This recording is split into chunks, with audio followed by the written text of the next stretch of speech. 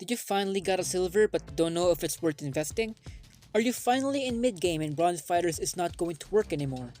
Well, this video is for you. My name is Mist and today we're ranking the top 5 silver fighters that you must invest and grind on Skullgirls Mobile. Shout out to Super Sniper for helping me make this video. It's been a huge help and I can't do this video without him. Now, this top 5 silver fighters have separate lists, so there's going to be a top 5 offensive fighters and top 5 defensive fighters. The defensive fighter list is going to be in the next top 5 video, so for now, we'll list down the offensive ones. Now, first off is the top 5 offensive silver fighters. If you're not into rift battles and just want to grind in prize fights, these are what you need to prioritize. Number 5. Inkling Peacock. Inkling is a dark silver variant with a signature ability ganging up. Peacock gains at least 25% bonus damage for each living teammate, which means she'll get an instant 50% bonus damage at the start of the match if you're a trio. On top of that, her special move has 25% chance of being unblockable when she has living teammates. Inkling works best as your first fighter in the match, as this allows her to reliably take advantage of her signature ability without worrying about killed allies decreasing her damage. Also, the chance of specials being unblockable is very nice for chip damage and finding openings. She has good synergy with Harlequin and or Pea-Shooter, because of Harlequin's special cooldown reduction and Pea-Shooter's damage increase on projectiles. Her value drops quite a bit when she is alone, because she loses every aspect of her signature ability. Since her second special ability gives Inkling a chance to get unblockable attacks, special moves get higher priority than blockbusters. All of her projectile specials are viable options, which is Bang Bang Bang, George Layout, and Boxcar George. You can also go for the Impending Doom plus Argus Agony combo if you have a Pea-Shooter with you. The increase on projectile damage can be a huge help in dealing stronger fighters. For the Marquee, special feature allows you to use your specials more often. The unblockable tag-in Marquee is not the best option, since Inkling is designed to be up front, not to be a support. If you have good movesets for Peacock, the stats that you need for Inkling is attack, as this is the main thing that allows her to give as much damage as possible. Number 4. No Egrets Parasol. No Egrets is a water silver parasol variant that has meter control. Her signature ability, Martial Law, makes the opponent's blockbusters, special moves, and tag-ins locked for 4 seconds when hitting a critical strike. She does well against blockbuster or special move heavy fighters such as Her Apparent Philia, most Eliza variants, and Harlequin. You should build her with emphasis on crit rate at least. Crit rate and crit damage will allow you to get a lot of mileage out of her.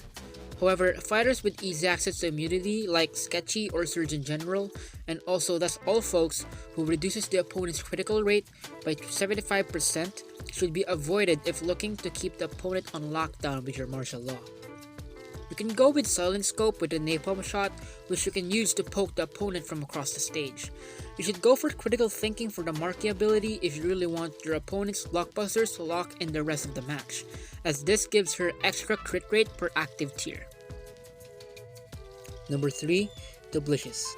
She is a light silver variant that takes away your debuffs and steals your opponent's buffs due to her special ability, Sticky Fingers. Because of this, you'll have 25% chance of transferring one debuff to your opponent and 25% chance of transferring your opponent's buffs to yourself. Dublicious is kind of a better version of Silent Kill, but the difference is, Silent Kill removes the buffs and debuffs completely, while Dublicious just transfers them, which is nice. Her signature ability allows her to do well against some of the more powerful defense variants, like Assonant Evil or Untouchable Peacock, with a little bit of luck by removing armor or unflinching from Armed Forces Cerebella, and taking it for herself. She also works fairly well against teams with supportive fighters like Surgeon General or Icy Hot, and also has some ways to work around fighters like Buzzkill or Bad Hair Day, returning the bleeds she receives to the fighter to inflict them. Using her against opponents that rely on buffs or debuffs can give you the edge in combat. Dublicious is flexible, and the stats you want to focus on will differ depending on the role you want her to play. Primarily, she works best on offense, so investing her in HP, attack, and meter gain should work as well. Next on the number 2 spot is Freaky Friday. Freaky Friday is a dark silver variant with a signature ability called Lady Killer. This ability makes critical hits give bleed and death mark for 5 seconds each. You also gain haste for 10 seconds along with 5 stacks of position when killing an opponent with a hit that deals at least 10% health. Her power lies in critical strikes, but Friday still has a great attack stat to help her along, so even without her bleed she can do some big damage. However, to compensate for this, she has terrible health, so don't go balls to the walls crazy with her just like that. All in all, Freaky Friday is a reliable bleed variant that's good at combining both raw damage and bleed damage through crits. It is easily at the top of all the bleed pain wheels out there when it comes to offense. In Marky, you want to go for Grudge, as her fragile state makes it harder for her to survive in high tier prize fights, so she'll gain armor and enrage. But if you can, just intercept, and don't get unnecessary hits when using her. Crit rate is an obvious choice, as this allows Friday to inflict bleed stacks more easily through her special ability, but if you want to increase your raw damage output, you can go for attack as well. She's really good against heavy metal big band because of the fact that bleeds doesn't affect armor, and she can just drain those easily without trouble. She's also good with the Valentine without an ICU Marky equipped. Scared Stiff has nothing on her as well. Her ability to limit her damage to 5% does nothing against this beast. Just be careful of her unflinching every 30 seconds though. Now, for the honorable mention, Ivy League Parasol. Ivy League is an air fighter that has meter control. This variant is great because her special ability gives slow when spawning a tier and inflicts wither on detonation, which is very great against blockbuster dependent fighters. Ivy League is much better at shutting down blockbusters because of her tier. Yet for me, no Egrets outshines her because no Egrets locks tag-ins, blockbusters, and special abilities on crit. But don't get me wrong, Ivy is a strong fighter when used right. She is very reliant on tiers to keep the opponent's meter low, so moves like Napalm Shot will allow her to keep a few tiers on the field at a time. Napalm Trigger can be run for a quicker tier detonation to inflict wither during combo, or if the opponent has already a fully charged blockbuster. But since her charge attack detonates tiers anyway, it's up to you if you'll bring a Napalm Trigger.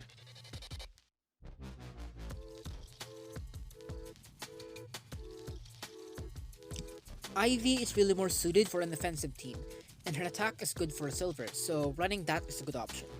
If you're using Napalm Shower for 3 quick stacks of slow and wither, running meter gain is a must to keep the tiers coming. For the Marky, you should go for Critical Mass, as crit damage increases per active tier spawned in the field, along with slowing your opponent's meter down. Now, on to the top 1. This is actually the best in my opinion, so if you have this variant, invest in it as quickly as possible. Number 1, Toad Warrior Cerebella. Toad Warrior is an air fighter that gives meter when near an opponent. On top of this, she inflicts bonus damage when a blockbuster is fully charged. Toad Warrior rewards the player for staying next to the opponent longer, either through the use of longer combos or by knocking the opponent into the corner because of her special ability. So running multiple blockbusters increases the chance of you having one on standby to boost your damage while also having a powerful combo finisher in the form of a blockbuster. As with most Cerebellas, Toad Warrior really likes attack bonuses, as well as HP to keep her around. Running a lot of meter gain will increase your odds of being able to quickly rack up blockbusters to boost your damage. Obviously, she also has her ups and downs. She's weak against fighters with emphasis on meter control. They will have an easy time limiting Toad Warrior's damage. Fighters like Ivy League, Diva Intervention, or most variants of Squiggly who run Battle Opera or Inferno of Leviathan can counter Toad Warrior easily enough. Lastly, the Marky should be upper hand, as every throw you do will decrease the opponent's blockbuster meter so they can't do anything to combo you, while you gain meter and increase damage. Alright, so here's the end of our top 5 offensive silver fighters. If you don't agree on our picks, comment down below which fighter is better than the fighters mentioned here, and explain why is it the better choice. Next top 5 video is the silver defensive fighters, so stay tuned for that. I hope you guys liked the video, and please click the like button if you do, and subscribe to the channel as well if you want some kind of these guys in the future. This is Mist, I am now signing off, and I hope to see you guys in the next video.